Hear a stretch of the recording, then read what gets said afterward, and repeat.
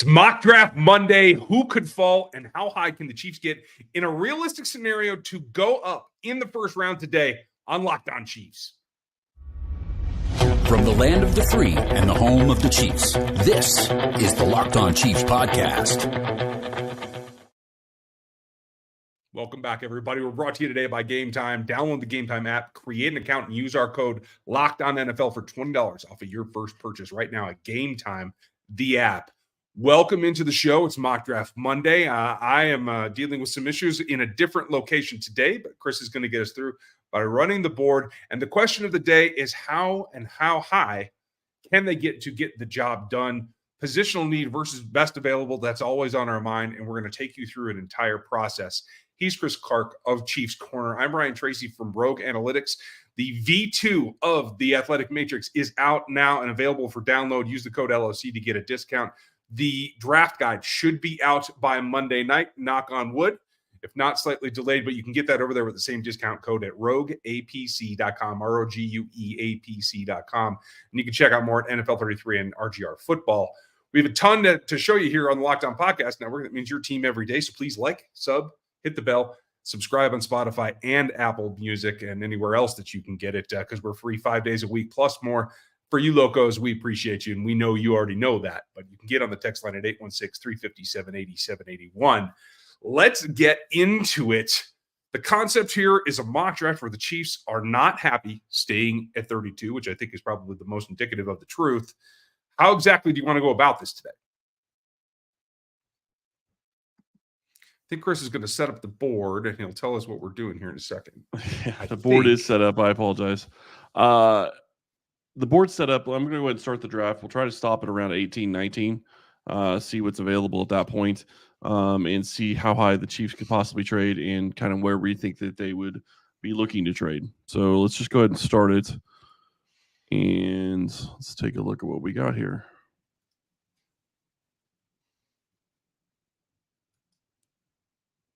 Okay, so stopped at the pick before 19, so I think we're in a pretty good spot there.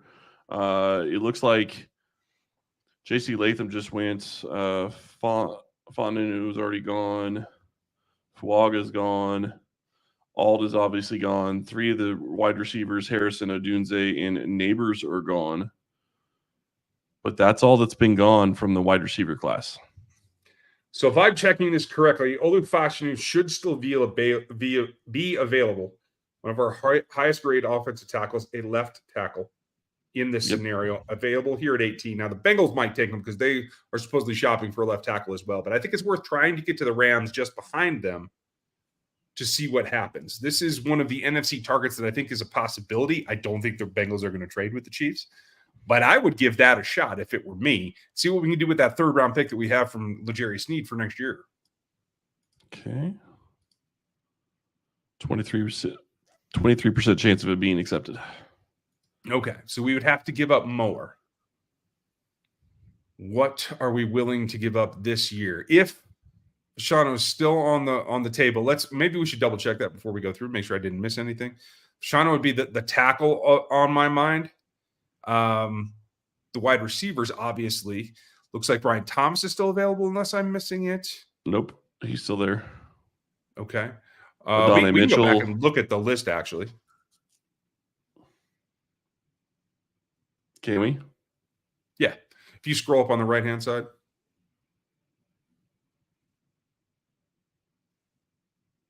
That's as far as it goes.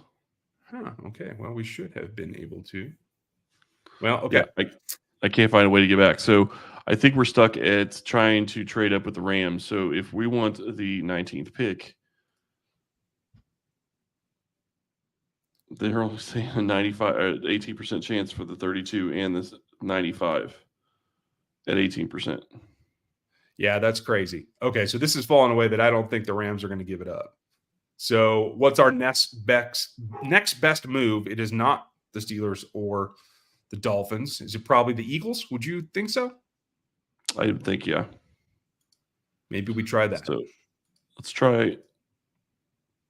So Graham Barton, Fashanu went 18. Yeah, that's what I was worried about. So that makes sense. Bowers went 20.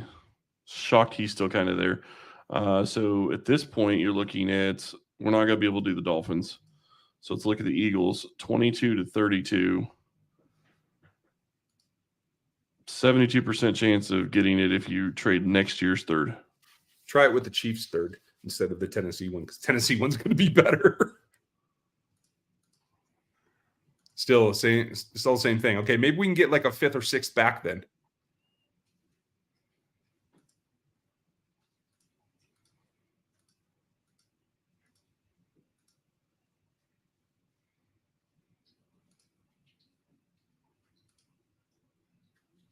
There we go. And there you go. Okay.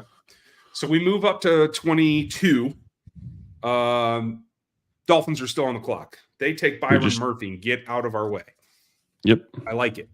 So now we should have Mims and Guyton, a couple of tackle options. And what I'm really interested in is the actual wide receiver options here.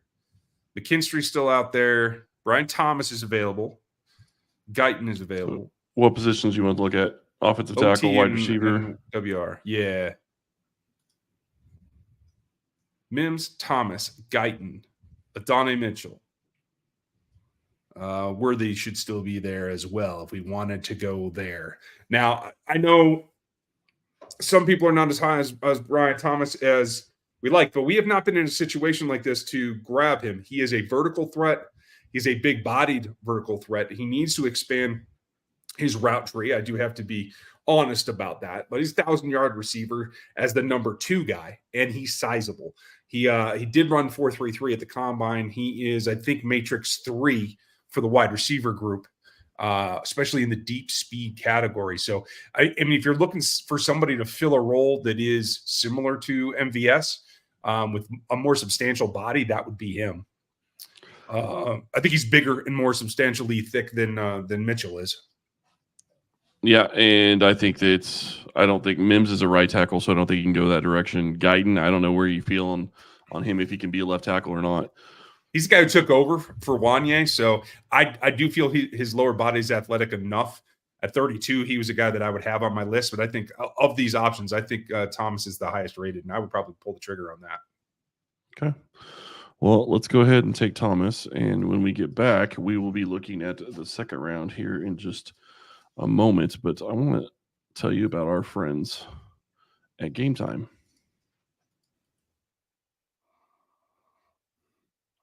With last-minute deals, all-in prices, views from your seat, and the lowest guaranteed price, Game Time takes the guesswork out of getting tickets for MLB. Right now, summer's coming. You might as well get in the action. And right down to the last minute, the deals that you want, you can save up to 60% by buying last minute for sports, concerts, theater, comedy, anything. You can get zone deals that give you an area of the venue that you're looking for to pick your seat and get that last minute Game Time kind of discount. Take the guesswork out of buying those tickets with Game Time. Download the Game Time app, create an account, and use our code LOCKEDONNFL for $20 off of your first purchase. Terms apply. You just got to create the account and redeem the code. That's LOCKEDONNFL, all one word, to get $20 off. Download that Game Time app today. Last minute tickets, lowest prices, and they are guaranteed. Make sure you check out the Locked On Sports Today feed as well, even if you're somewhere remote like we are now. Now, the Chiefs have gone, and in the second round has passed us while we were on the clock, or waiting to get on the clock as we were away at commercial. You see the last couple of picks included Kyrie Jackson, the corner from Oregon, Jaylen McMillan from Washington. I'm guessing that Polk is right above him. Yep. Chris Jenkins, Xavier Legette. Kieran, I do not know how to pronounce his name correctly, from Yale, the tackle, who I just did get film on, and I will be reviewing here shortly, is on there as well. Marshawn Nealand is a guy right here at the top of the list for who's available. Has been linked to the Chiefs a little bit and has been growing in terms of his acumen across the league in interest around this time. Now, he's got good bend. Film on him has been very limited for me. I haven't been able to see a whole lot, but I do think he is a guy that brings a decent toolbox. Are they all refined? Are they all, fine chisels or not? Are they more like sledgehammers? Right now, I think there's a way for it to go, but I think he's another guy that they could, if they feel that they need to go edge, they could. In terms of the offensive tackle talent, what do we have here? with Mike Dana coming back, I can't see them going edge unless it's somebody that they just absolutely love. So I can't guess that they would go that direction. So if we're going to look at, let's go look at offensive tackle. Let's look at defensive tackle. And, dang it. And let's keep wide receiver. Why do I keep getting... It's a finicky tool, but what we're looking for is positions of need, not just best player available across the board, but of a position that could come in and help support the Chiefs in this season for this 3-peat run. That's kind of the goal here. We went wide receiver in the first, so I probably wouldn't be inclined to go that way. T'Vondre Sweat evidently just had a DUI over this last weekend. Guessing he's going to drop. As I said, sometimes things help the Chiefs get in position to select a player. Might even be able to get him in the following round. That's kind of what I'm thinking. Make Chris Jones and Charles Menahue very happy. So that's an option there. Baker, Fisher, again, a right tackle. It would make moving Juwan Taylor over, I think, more of a thing. Patrick Paul is still the developmental guy that I could see us going with next round, as well as Pooney. Pooney is, I know he's a local kid, but he's a guy that can play pretty much 5 positions. Just started snapping, doesn't have a lot of experience there, but he could play 5 positions for you and did play left tackle at Kansas. I do like Haynes. If they were really heavy in on a guard right here, I would think about it, but at 64, Sweat is probably still an option. I like the idea of Johnny Wilson converting to be kind of that in between with Travis. There's a couple of options here. Do you want to stay on the offensive side, or do you want to go defensive tackle? I'm open to either. I just think that they need to add talent. I could see wide receiver being something that they double up on. It'd be really hard selling, taking one in the first and second, but that's also giving your best player some weapons. So I could see both of those directions. I think that Sweat is a guy that is probably going to drop in the draft just because of what just happened. I know that people are going to say it's a DUI. Those happen with NFL players. That's true. But this is the 3 weeks leading up to the draft, and you're not staying out of trouble. That shows poor decision making, and not trying to throw the kid under the bus, but that's reality, and that's probably going to cost him. Yeah, a lot of teams are going to knock him down the board. Chiefs will still be interested because they'll feel that they can coach people through that, much as they have. Obviously, this has been a dynastic run, but the Chiefs have a lot of experience in coaching their way through some guys that need some help off the field as well as on. Blake Fisher is probably the guy that I'm most interested here as a kind of like off the beaten path selection, because I would like, with a couple of talent here, I don't think waiting till 95 is it that I'm comfortable you're going to get a talent worth competing with. So we either have to take one of these guys a little bit early, or we have to subject ourselves to re-signing Donovan Smith and rolling with veterans in Wanye. What do you think? Well, I think let's go with Blake Fisher. We haven't gone with Fisher before, and I think that if it's a guy that you think can step in and maybe – well, you said right tackle. Is he a guy that can step in and maybe play left? I don't think so. I think you want to be moving over. Yeah. Well, let's go ahead and take him anyway. I don't think that that's a huge possibility, but it's going to be something that we're going to have to watch and see how it goes. Fair enough. So there's Blake Fisher, and we're off to the 3rd round this year. Now, the fall is what's going to be interesting here. Chris Mahogany is a really interesting guard prospect that could be a fill-in here. We can look at him in a bit. Tight end, wide receiver. Everybody loves an Iowa tight end. I think Eric will probably fall into day 3, to tell you the truth. So I don't think you have to make that selection here. Well, I will say, if you like Eric All, picking in 95, you're basically picking day 3 at that point. Right. And I like Theo Johnson a little bit more. The guy that I might be tempted to right here at 95 would be Jay Cowling. Cowling's a guy that can come in and give you all kinds of stuff. If you like what the idea of Sky Moore was without the execution that Sky Moore has brought, Jay Cowling could be the guy. I do like what he does, especially with a little bit of I don't want to throw any shade, but suspect quarterback play. Not exactly the elite of the elite. So he's a guy that I think probably goes as they have it here on day 3, but at 95, we're pretty much on a day 3 pick anyway. So that's an option. Swain Carter actually tested out in our film and testing grades pretty well as an interior guy, and we did not go with Sweat. Sweat did come off the board, it looked like. Pony just went 3 picks ago, which makes me sad, but that's okay. That's the way it goes. Jaylen Wright went. Patrick Paul did go mid-round, so I think we did the right thing in selecting a tackle there at 64. Keep on scrolling. Goncalves is coming along. Calves, I'm not sure how you say that. He's been coming on lately. Cade Stover is a wide tight end. I don't think he's bringing what the Chiefs want, so I don't see him on their board at all.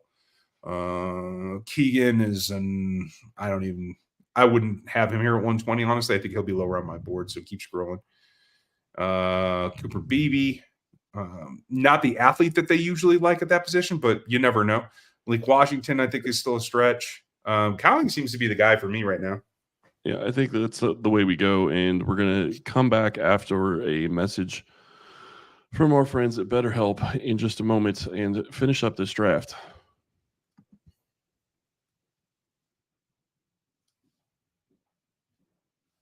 This show is sponsored by BetterHelp.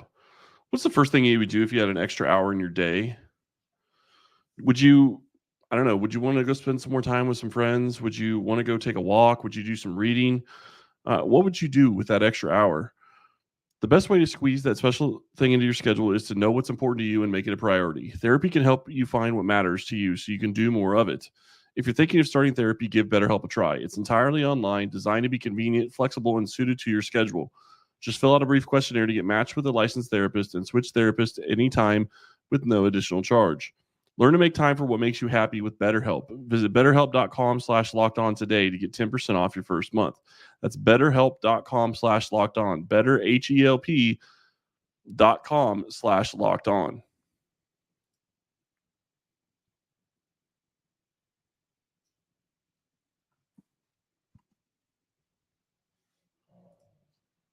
And if you guys want more information, even 24/7, you get it on the Locked On Sports Today feed here on YouTube and on Amazon. Make sure you check that out. We're back on the clock down here at 131. A lot of interesting things here. A tackle has fallen that could be a dev project. Cooper Beebe still on the board here at 31. Senat, however you pronounce that, he is a guy that tested out very well in terms of the tight end ranks. Decent athlete, good hands, good film grade. I'd be very happy if you check out the RGR and the Rogue APC draft guide. You'll find the Snot is pretty high up there. I think that would be a pretty good value right here. I'm a Will Shipley fan, so this is like an early running back pick. For me, it's early here at the end of the 4th.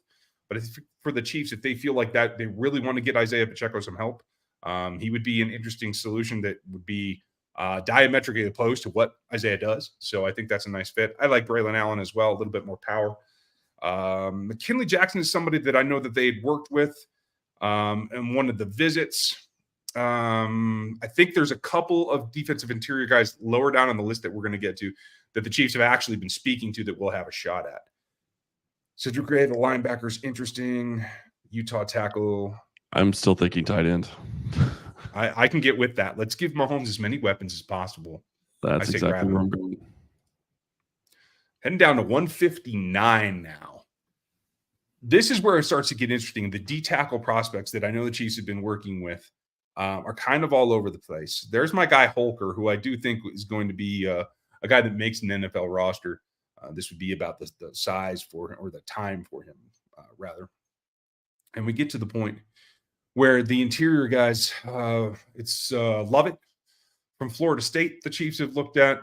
They've looked at the guys at Texas A&M as well. Had a couple of visits on the interior defensive line to kind of bolster that. But as you said, with Mike Dana back, it would be this range where they might take somebody they feel can grow into a role like Mike Dana did. Not necessarily the same versatility, but that kind of concept.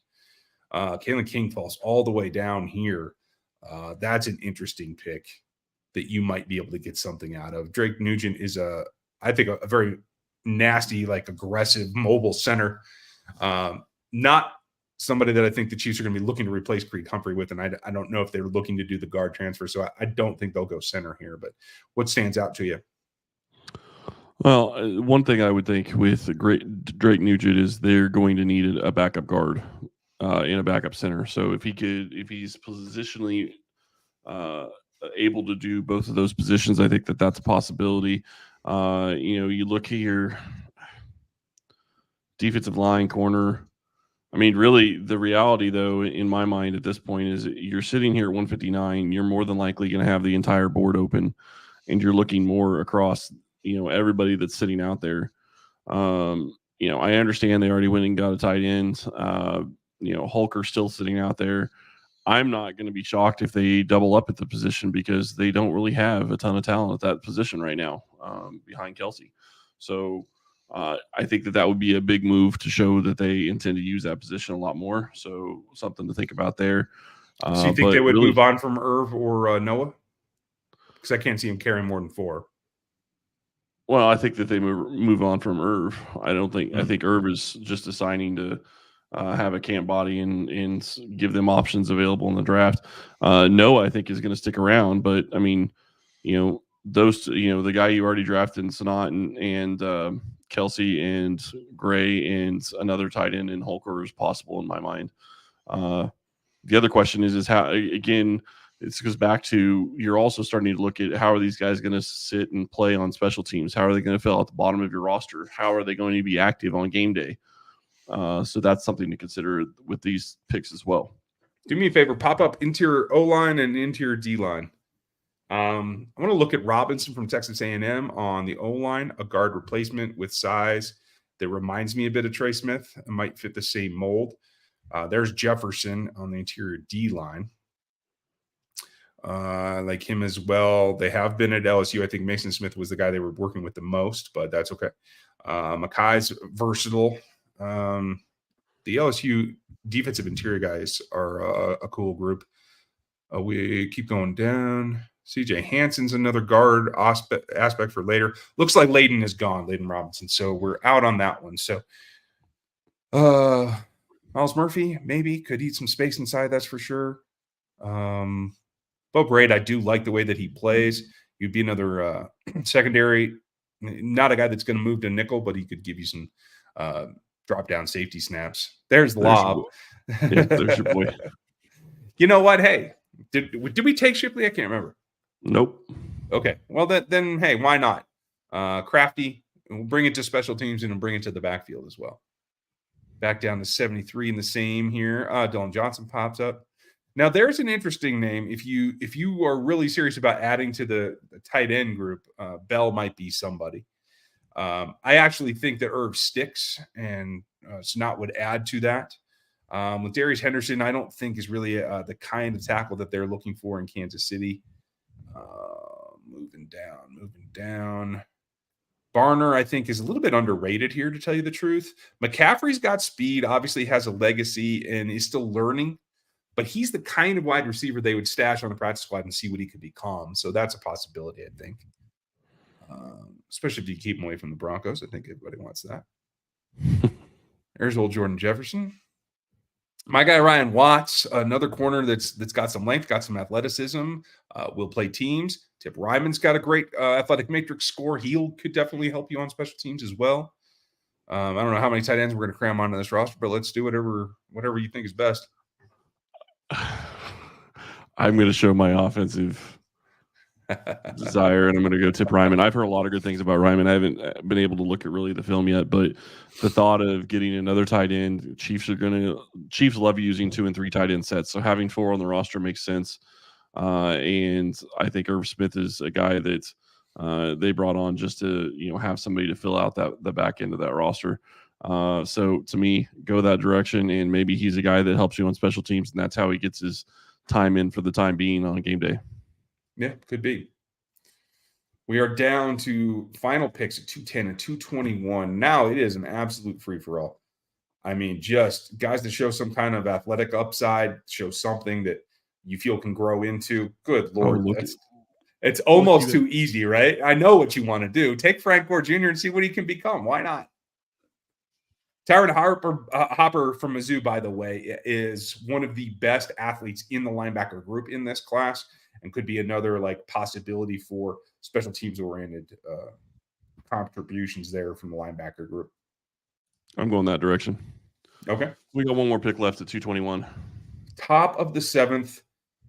Bordolini's the best athlete at center in this class. A little undersized, but could he go out to guard? I'm not 100% sure on that, but possibly. He would definitely let Creed go out to guard if that's what you wanted to do. With 1 year in the system, do you think he adds the bulk to be able to play 3 positions? Possibly. I think even one. with a year in the system, he'd be a guy that goes to center and Creed goes to guard.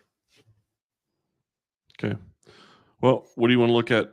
Last pick of the draft. Hardy's got great athleticism. I have a soft spot for Jordan Whittington. I think he's criminally underrated. He's a chain mover, a guy that with 2 explosive stars on Texas's offense, he's the guy who got first downs. I do like him. I would sign him up in a win.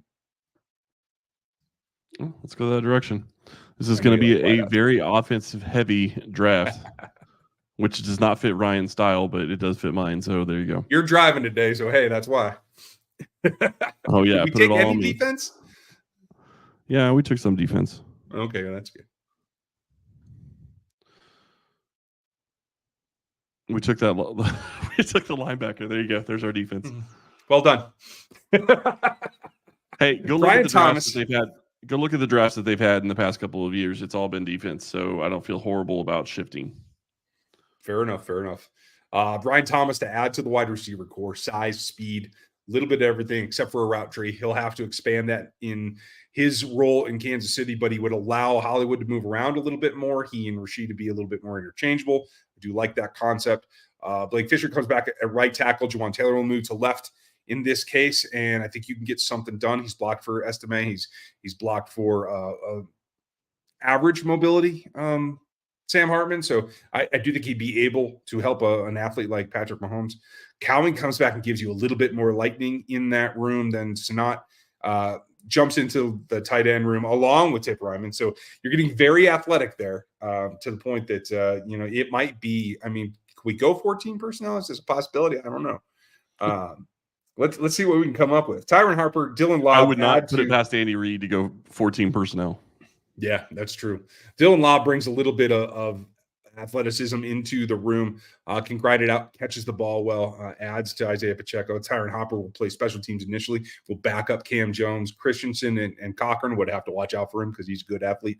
And then Jordan Whittington is likely a practice squad player in this scenario, but he's a guy that if 6 has to make the roster, he'll play teams and he will do the dirty work. Good blocker, aggressive, strong. I do like that fit in Kansas City. And that is our draft for this week. I really like the thought of being able to go up and get a guy like Brian Thomas. I think that could be a great addition to the offense. And the rest of this draft really kind of helps give you more playmakers kind of at the backup spots on offense. And I think that's going to help as well. True. It certainly will be. There'll be some more additions. I think Donovan Smith it's just too easy to connect him back to this team. So we'll see what happens there. But make sure you like, sub, hit the bell on this channel. We're going to continue next week looking at the draft, hopefully back in the normal studio by then. And then we have Matt Derrick coming in midweek, as always, to give us the temperature of what's going on at One Arrowhead Drive. A lot of things changing as we get closer to the draft. Go to rogueapc.com and check out the athletic matrix and the draft guide that should be out later tonight. Knock on wood when you're reading or seeing this on Monday. If not, Tuesday at the latest. And we'll have that ready for you. A lot coming down here as we approach the draft. Thank you for spending your day with us. Check out another Locked On show for your next watch. We hope that you have a great day. Enjoy it. And we'll be